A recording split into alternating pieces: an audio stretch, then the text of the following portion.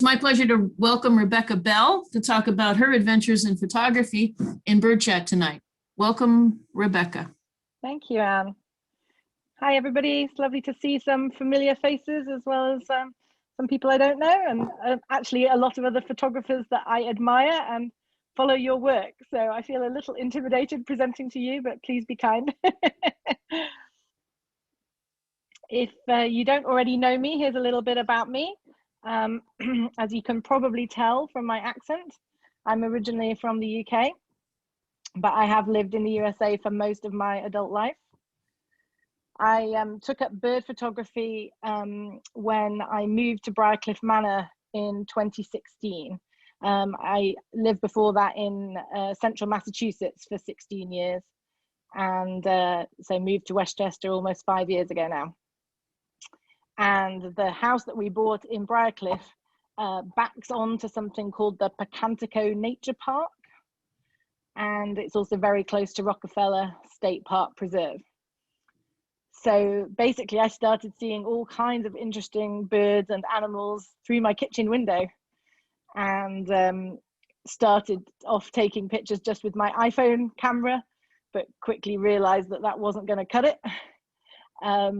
Acquired a second-hand camera that a friend was selling and just caught the photography bug, and it became a hobby and a passion, and something that really brings me a lot of joy. And now I would describe it as a part-time business, certainly not enough money to live on, but enough that I occasionally get nice payment for things. And I use a camera called a Panasonic Lumix DMC FZ300 for those who care about such things. It's this one.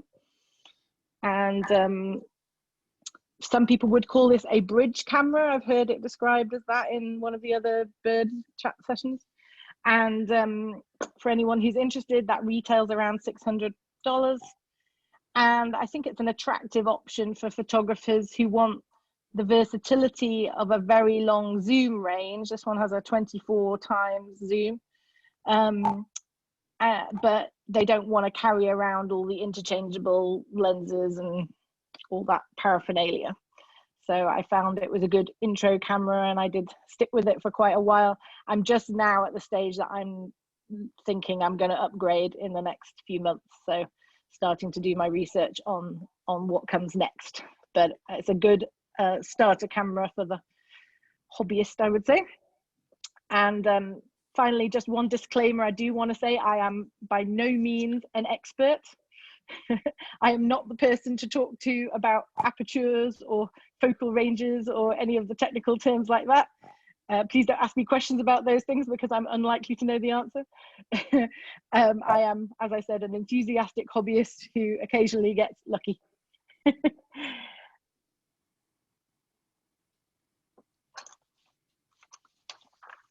So what I'm going to talk about today is basically my evolution as a photographer, and I'm going to show you some examples of my favorite pictures that I've taken over the last 5 years. And typically these either educate or entertain. Those are my basic goals for my photos, and they're roughly in chronological order of when I took them, so you can kind of maybe see a little bit of my journey as a photographer. So this is a picture of a red-bellied woodpecker in the snow that I took in January 2017. This is the first photograph I took that I was really proud of. And like many of my pictures, it was taken through my kitchen window. People often seem surprised that I can get really good quality images through the glass, but I think this camera does a great job of managing to get past any reflection issues and get nice sharp images even through the window.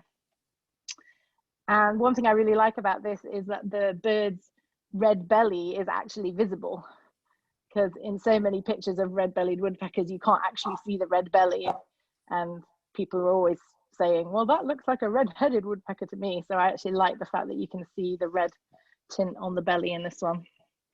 And this is the first picture that I ever framed and sold as a print, so that one will always be special to me for that reason.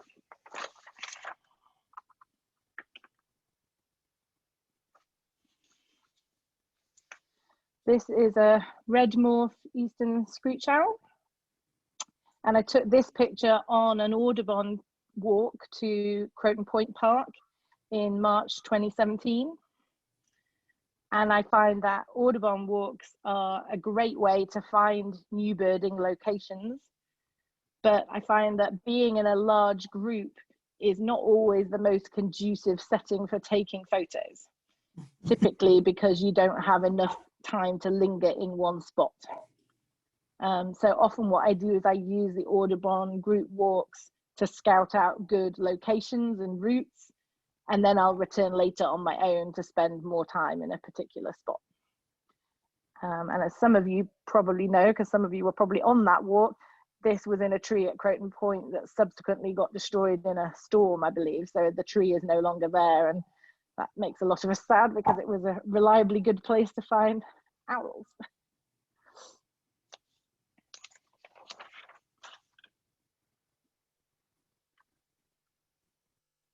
This next picture is a red-tailed hawk, again taken at Croton Point Park in December 2017. I find in general that the red-tailed hawks at Croton Point are very unfazed by humans, and they will frequently sit on top of one of the poles on that landfill hill and not move while you creep closer and closer. And as a result, I was able to get probably 12 to 15 feet away from this one and get a really nice picture. And I was really proud because this picture was selected to be part of the carnivore exhibit at the Rockefeller Art Gallery in the fall of 2018. I had to get it matted and framed to museum quality standards for that exhibition, which was quite expensive, but then I sold it at a profit, so it ended up working out in my favor.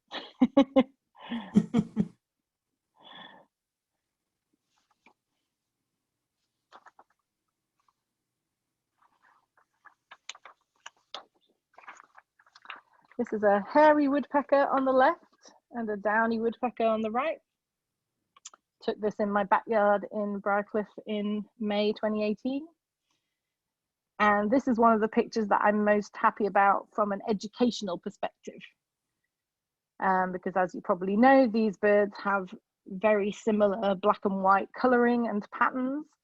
And when you just see one at a time, it can be quite hard to tell them apart, and particularly inexperienced birders tend to get them confused. And so I thought it was just very fortuitous that they landed on my suet feeder at the same time and basically are mirroring each other in sort of symmetrical positions, which just allows you to have a great visual for contrasting their relative size differentials. So as you can see, the hairy woodpecker is substantially larger on the left than the downy on the right. But also to observe their bill length and pointedness. So the hairy woodpecker has a much longer, wider bill, but a much flatter end. The downy's bill is shorter, but very pointed. So those are good markers for telling those two apart. And I think this was the picture of mine that was shared most widely online by other people, because I think people actually found it a good educational tool and wanted to share it with people to help them tell those two apart.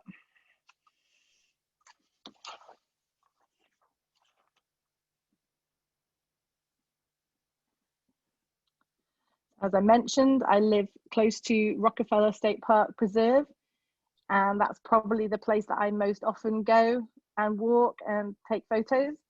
And obviously this is a picture of a gosling, a Canada goose gosling. And they're one of my favorite photo subjects because they're just so adorably cute and fluffy. And they are very reliably to be found on the banks of Swan Lake at Rockefeller in May of each year. So I took this one in May 2019. And what I love here is just the visual interest. You've got the reflection of the gosling in the water, and you've got the ripples on the water. And this was a very popular note card that I sold. Oh, that's a cute one.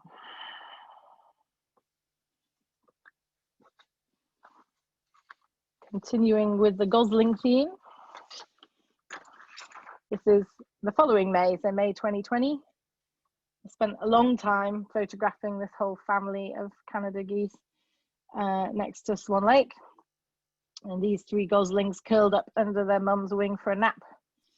And I caught them just waking up and starting to peer out from under the wing. This is a really good example of patience paying off. I was probably in this same spot taking pictures for about 45 minutes.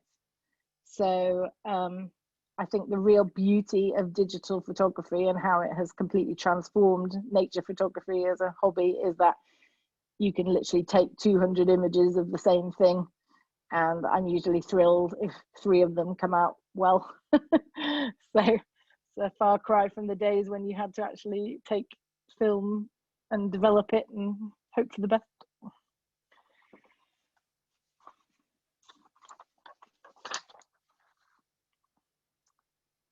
This next picture is a pair of male tree swallows.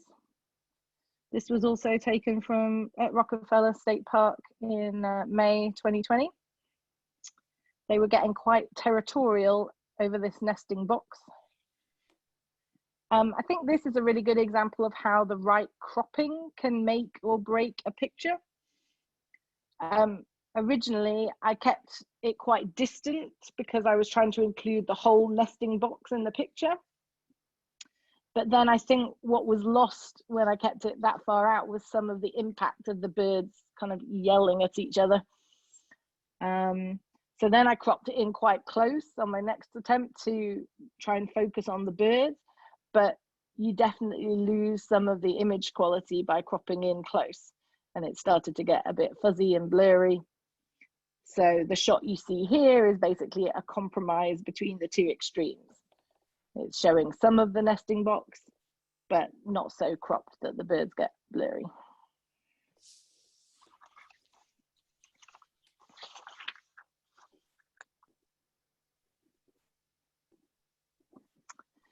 This is more photos of a red-bellied woodpecker, which is a regular visitor to my deck. But I thought that it was exhibiting some very unusual behavior and prompted me to take some photos. This was in May 2020. I'd never seen a bird acting in this way before, and so I took pictures of it, and then I went and Googled to find out what was going on. And apparently this behavior is called sunning. And the article that I found said, in this unusual ritual, they fan their tails, spread their bodies flat, raise their crown feathers, and look at the sun. So if you ever wanted to know if birds sunbathe, here's your answer.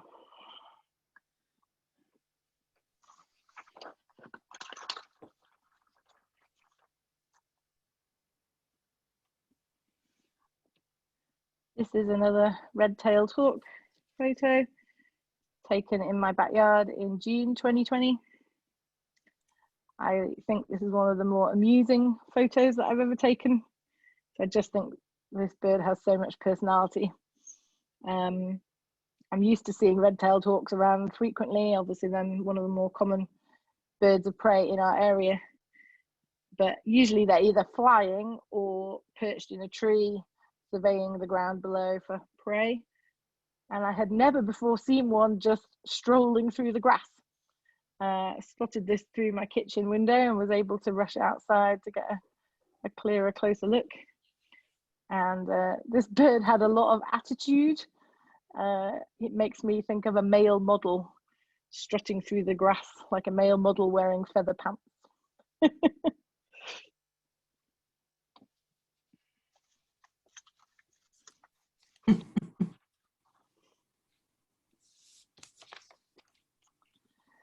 This is a common yellowthroat. This is the only picture in this collection that wasn't taken in Westchester. Every year for a week at the end of June, we go back up to central Massachusetts where we used to live.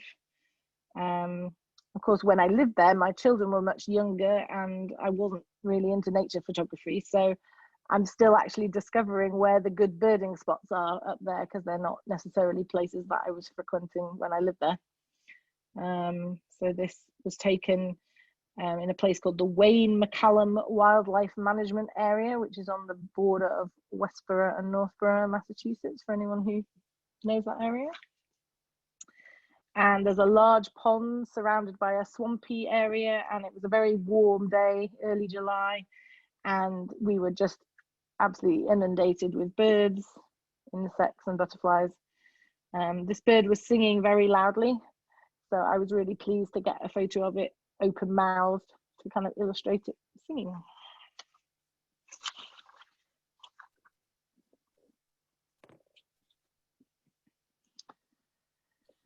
This picture is a grackle on my deck railing.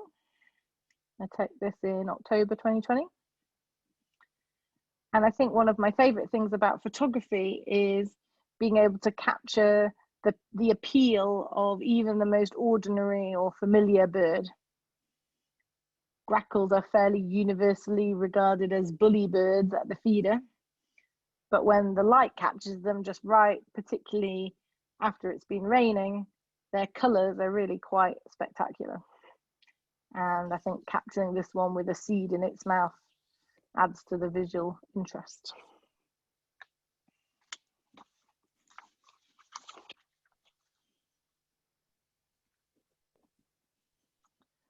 As you probably know, this is a male cardinal, and I took this one in December 2020 during our first big snowfall this winter.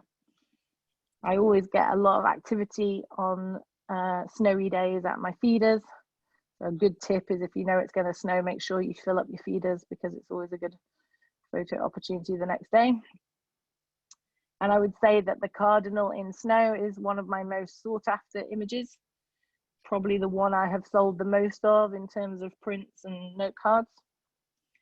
A lot of people think that a visit from a cardinal symbolizes a visit from a deceased loved one. And so I've had several requests for images like this as bereavement gifts, or in memory of someone who's passed.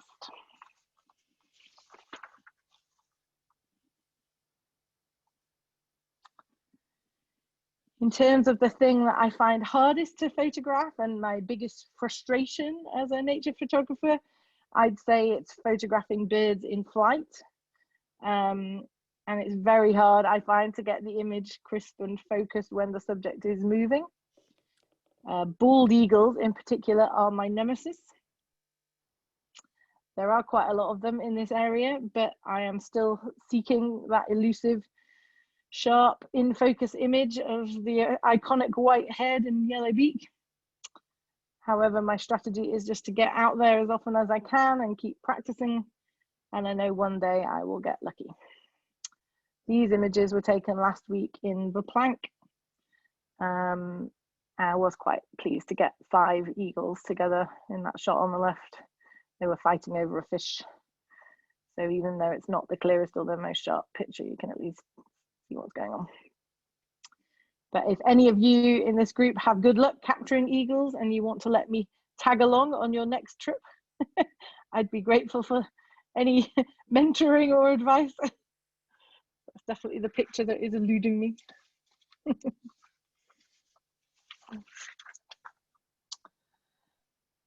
We've already seen an image of this bird earlier in the bird chat at the beginning, but this is my shot of one of the eastern meadowlarks that was at Croton Point early in February. I've seen these birds in the distance before, you know, in other times of the year, usually just as a flash of yellow and white as they fly. But I've always found they're quite scared around humans, and so I was never able to get a clear photograph of one before. But as most of you know, when word got out to the local birding community that they had been spotted on the landfill at Croton Point a few weeks ago, I headed up there in hopes of seeing one. When I got there, there was a crowd of probably 15 to 20 birders already there, as Anne showed one of the pictures earlier of people lying in the snow in their full body camouflage snowsuits. but I kind of decided to employ a different strategy. Rather than staying with that big group, I actually continued walking further up the landfill to the top of the hill, away from that main group of people, and was really happy when 2 meadowlarks actually flew up and landed quite close to me, just off the path at the top of the hill. And so I was able to get this clear photo with nothing distracting in the background. And I really like the bright pop of yellow against the snow. I just think that's a lovely contrast in that picture.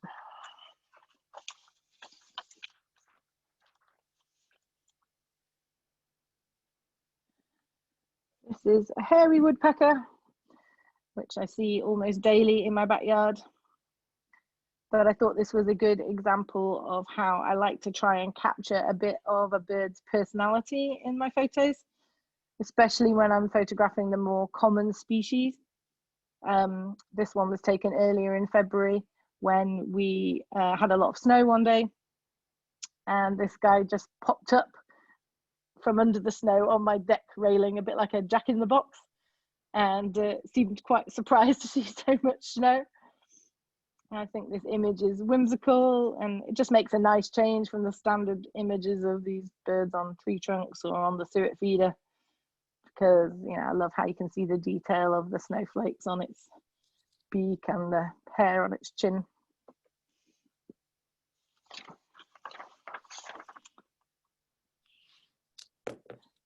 Finally, I just thought I would share some resources that I find helpful in case any of you are also amateur photographers and interested in any of this stuff. If any of you want to get prints done, personally, I've used Shutterfly. I found that they are great quality, and you can often find a deal for 40 or 50% off prints at Shutterfly and get delivered in about a week, which is a decent turnaround time. For note cards, I use Vistaprint. I've actually found them to be very affordable and good quality. I've had 3 sets of note cards printed with them. You can see an example on the right, kind of things that I have done. And then I've made a few calendars, and for that I use a company called Zeno. What I like about them is that they will direct ship to different addresses, so I don't have to order in bulk. I was trying to find somewhere where I didn't have to order 50 calendars myself and then ship them all out to people, but they will ship directly to the address that I put in. So that's good.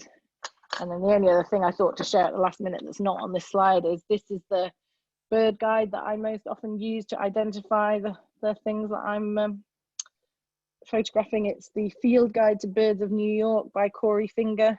Oh, that's great. We're hoping to have Corey on Bird Chat in a couple of weeks. That's yeah, great. You did a presentation with him at the Chappaqua Library a couple of years ago when he had just written this book, and I bought it there. And I find it very, very useful guide, better than the other one I had before.